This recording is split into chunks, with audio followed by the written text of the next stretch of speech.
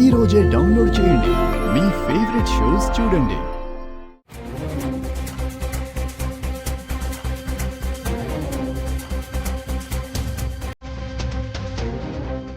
Hi బంగారం.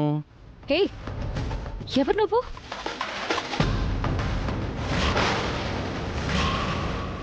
ఎందుకు వచ్చావు? నీ గురించి ఓ నిజం రేపు మీ ఇంట్లో అందరికీ చూపించబోతున్నాను. ఆ నిజమేందో తెలుసా?